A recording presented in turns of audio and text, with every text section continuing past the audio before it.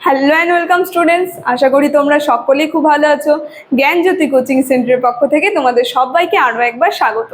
তো আমি মীরা ম্যাম, আমি আজকে তোমাদের সেমিস্টার থেকে আবার একটি নতুন টপিক নিয়ে চলে এসেছি।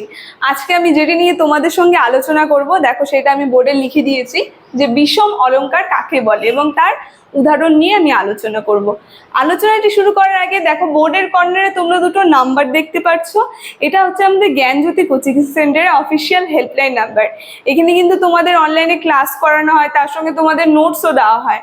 তো তোমরা যদি আমাদের থেকে নোটস পেতে যাচ্ছ বা আমাদের সঙ্গে অনলাইন ক্লাসে যুক্ত হতে চাচ্ছ, তাহলে উপরে দেওয়া এই নাম্বার দুটির সঙ্গে যোগাযোগ করো। ঠিক আছে, বেশি কথা না বললে তাহলে আমি আমার টপিকটি শুরু করছি।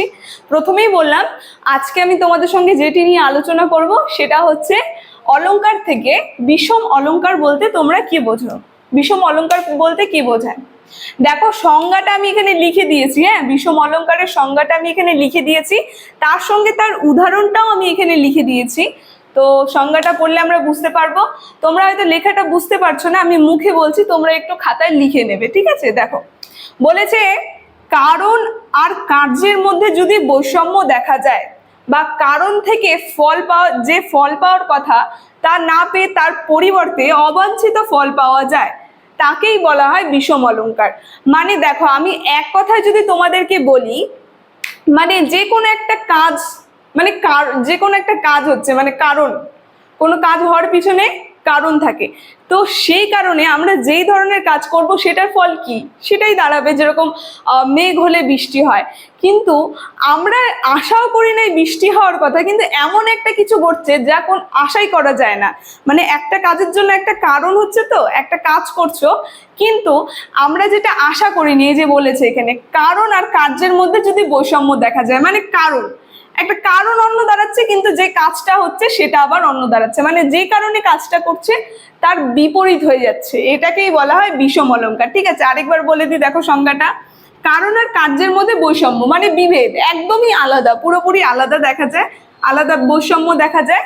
কারণ থেকে যে ফল পাওয়ার কথা তা না পেয়ে তার পরিবর্তে অবাঞ্ছিত ফল পাওয়া যায়, মানে কারণটা যে হয় তার থেকে আমরা যে ফল আশা করি সেই ফলটা না পেয়ে আমরা যেটা আশাই করিনি, ভাবিনি, সেই ফল পাই আমরা যেই অলংকারে, সেই অলংকারকেই বলা হয় বিষম অলংকার। ঠিক আছে, আবার যদি এক লাইনে আমরা বলি, এমনকি দুটি অসম্ভব ঘটনা বা বস্তুর মধ্যে মিলনেও বিষম অলংকার হয়।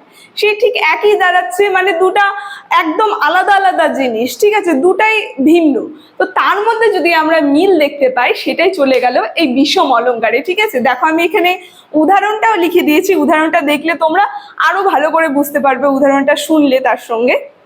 দেখো বলেছি যে, সুখে লাগিয়া এ ঘর বাঁধিনু, অনলে পুড়িয়া গেল, অমিয় সাগরে স্নান করিলে সকলে গরল ভেলো। মানে কি বলেছে এই লাইনটার দ্বারা, সুখের জন্য কি হয়েছে, ঘর বেঁধেছে, কিন্তু সেই ঘর পুড়ে গেল। ঠিক আছে, আর অমিয় সাগরে স্নান করিয়া সকলে গরল ভেলো, মানে অমৃত সাগরে স্নান করতে গেছে, কিন্তু সেই সাগর কি হয়েছে, বিষে পরিণত হয়েছে। তো মানে কি দাঁড়াচ্ছে বলো তো, এখানে রাধারানীর উদাহরণ দিয়ে বলা যায় যে রাধারানী যে আছে, সে কৃষ্ণের সঙ্গে কি করেছে, ঘর বেঁধেছে, যে একটা সুন্দর সংসার হবে, কিন্তু কি হয়েছে, সেটা তার পুড়ে গেছে, মানে সুখে থাকার জন্য ঘর বেঁধেছে, সেটার উল্টো হয়েছে, তার জীবনে আরো দুঃখ কষ্টে ভরে গেছে।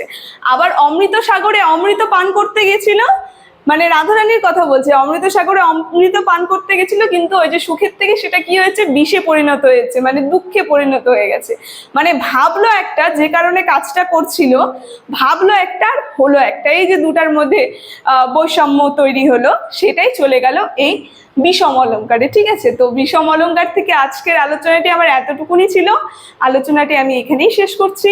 ভিডিওটি যদি তোমাদের ভালো লেগে থাকে অবশ্যই like, comment, share and subscribe করে দিও। Thank you.